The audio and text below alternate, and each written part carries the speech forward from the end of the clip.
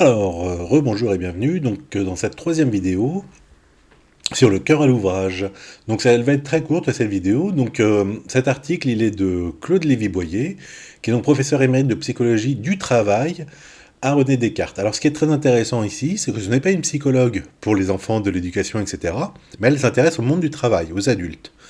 Et donc on va voir un petit peu qu'est-ce que la motivation des adultes, comment est-ce que ça se passe dans une entreprise, et voir qu'est-ce qui peut-être est transposable dans notre cadre scolaire ou pas. Alors, elle nous dit déjà que la motivation, ça dépend de la personne et de la tâche, que c'est plus un processus, ce n'est pas un état, hein, c'est donc un processus qui met en relation l'individu et le contexte social et matériel dans lequel il est. Que les personnes anxieuses, donc c'est pour ça que ça dépend aussi des personnes, que les personnes anxieuses sont bien connues pour être moins motivées ou plus difficiles à motiver, et que donc le contexte autour de lui, hein, le contexte matériel ou social, doit offrir des stimulants à la motivation. On ne fait pas d'efforts sans un objectif précis à atteindre, ni sans représentation de ce qu'apportera sa réalisation. Donc ça c'est dans le monde du travail, mais c'est tout à fait vrai aussi en éducation. C'est-à-dire que mettre un objectif de votre séance, alors je ne sais pas à quel niveau, etc., mais en lycée, ça peut être très bien de mettre donc des objectifs à vos séances pour que les élèves puissent voir, ah bah tiens, ça y est, on est arrivé là, on a rempli notre objectif, ou il y a des guides, d'accord. Comme ça, ils savent que ah ben on en est arrivé à la moitié de ce qu'on voulait faire, etc. Donc, ici, elle fait un petit retour sur le behaviorisme en nous disant, bon, bah, on sait bien dans la théorie behavioriste que les animaux, ils apprennent, mais il faut qu'il y ait un besoin fondamental non assouvi, c'est-à-dire qu'ils aient faim, qu'ils aient soif, ou quelque chose comme ça, ou qu'ils aient peur, d'accord. Mais est-ce que l'homme est un animal? Et donc, le besoin peut créer de la motivation, mais pas seulement, d'accord. Et donc elle nous signale, que ce que je vous ai dit dans la vidéo précédente, que la pyramide des besoins de Maslow n'est pas démontrée, et que peut-être on peut motiver sans que tous les besoins en dessous soient satisfaits, etc. En tout cas, la motivation ne vient pas seulement d'un besoin fondamental non assouvi, d'accord. Vous pouvez ne pas avoir faim, d'accord, être bien nourri, être en sécurité, etc., et encore être motivé. Alors que dans la théorie behavioriste, il y a quand même ce besoin, enfin dans les expériences, hein, il y a quand même ce besoin d'avoir, la nécessité plutôt d'avoir un besoin fondamental non assouvi, comme la faim, la soif, la peur, le danger, etc. Alors il y a beaucoup de choses qui ressemblent aux théories qu'on a vues pour adapter aux enfants. Donc la motivation implique l'intention et l'action, l'individu et la situation, et se poursuit dans le temps. Donc c'est pas seulement interne, hein, il faut aussi une réalisation. Il y a une notion d'effort pour passer d'une intention à une action. Donc la motivation, pour elle, ce serait le processus qui fait naître l'effort, un effort pour atteindre un objectif et qui relance cet effort jusqu'à sa réalisation. D'accord. Donc l'effort, c'est ce qui fait passer de l'intention à l'action, et la motivation, c'est ce qui crée cet effort.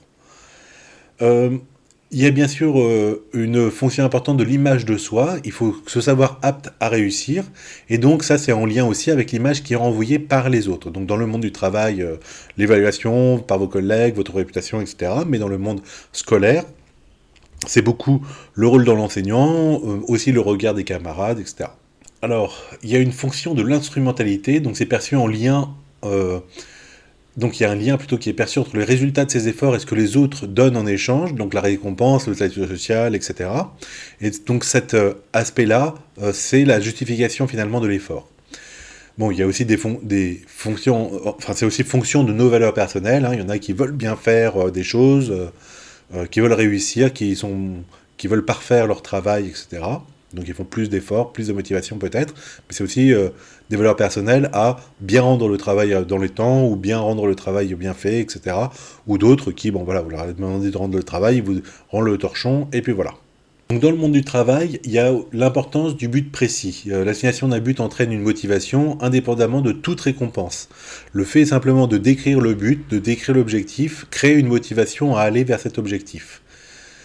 Le but, l'objectif, sa clarté et sa précision représentent une condition essentielle et souvent suffisante à la motivation. Ah, c'est intéressant ça, hein. Donc dans le monde du travail, hein, la règle c'est ça, le but, l'objectif, la clarté de la définition de l'objectif, sa précision représentent une condition essentielle et souvent suffisante à la motivation. Le fait de décrire bien l'objectif que vous voulez atteindre, ou que vous voulez que vos collaborateurs atteignent, etc., crée la motivation pour le réussir. Donc il faut aussi pouvoir situer sa performance par rapport au but accepté pour faire perdurer la motivation. On avait déjà vu hein, cette notion-là, hein, d'accord, de pouvoir se situer, le rôle des feedbacks, etc.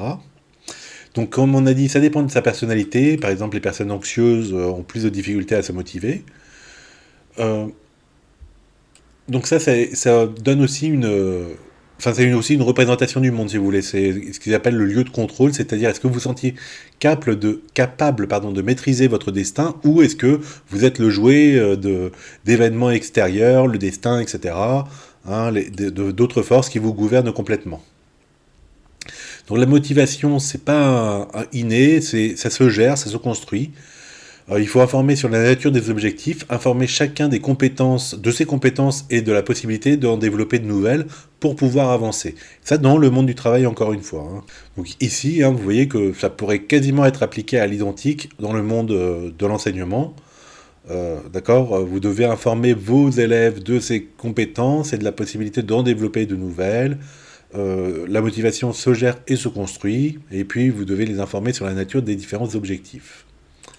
Mais tout ça, on l'a déjà, hein, tout ça. Hein. Alors après, il y a un passage assez intéressant sur récompenser pour motiver.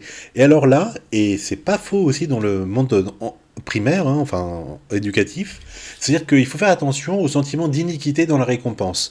C'est-à-dire que donc dans le truc du travail, hein, donc il y a des bonus, il y a des choses comme ça, et ça soulève des sentiments d'iniquité, c'est-à-dire que pourquoi lui il a un bonus plus gros que moi, pourquoi il a plus de primes que moi, j'ai fait autant, j'ai fait mieux, j'ai fait ci, j'ai fait ça, d'accord. Voilà, et elle dit que c'est très difficile dans le monde du travail de réussir à récompenser donc de manière individuelle les personnes sans créer de sentiment d'iniquité.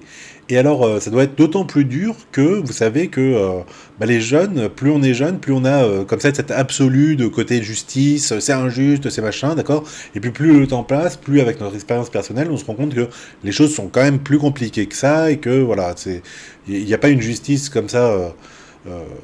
D'un côté ou de l'autre, mais c'est plus complexe. Voilà, donc attention à la récompense, et ça pourrait aussi être transposé peut-être dans notre cadre scolaire.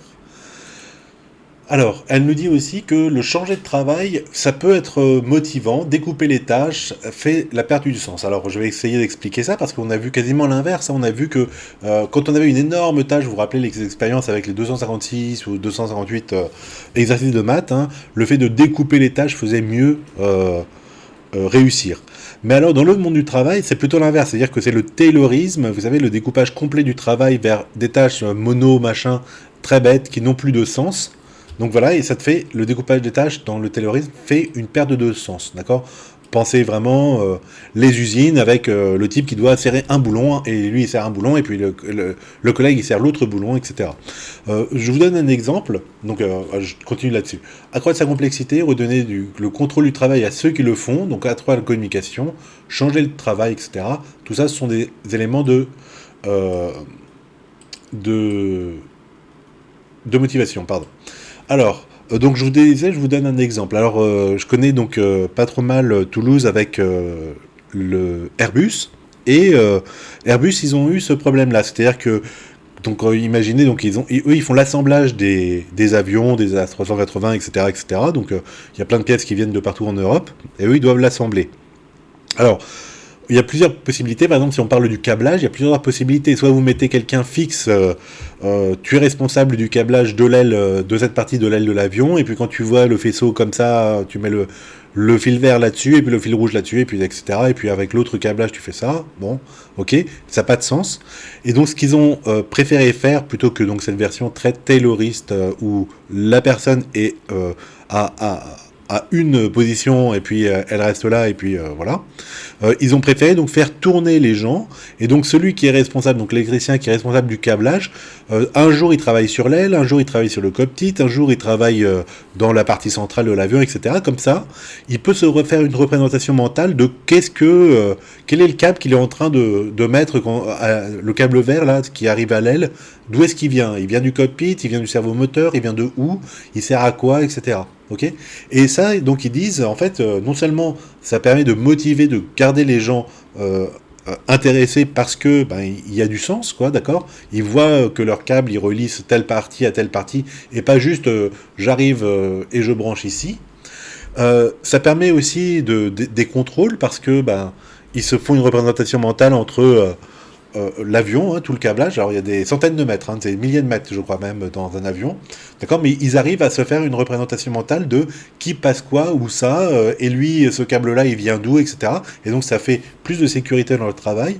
Voilà. Et ça accroît aussi les compétences de leurs salariés parce qu'ils ne font pas qu'une seule tâche, mais une multitude de tâches. Et donc, si jamais après ils doivent changer de modèle d'avion, etc., ben, ils ne sont pas complètement obsolètes parce que finalement les fiches, elles changent de format et voilà, d'accord. Mais ils peuvent tout à fait s'adapter parce qu'ils ont plein de compétences.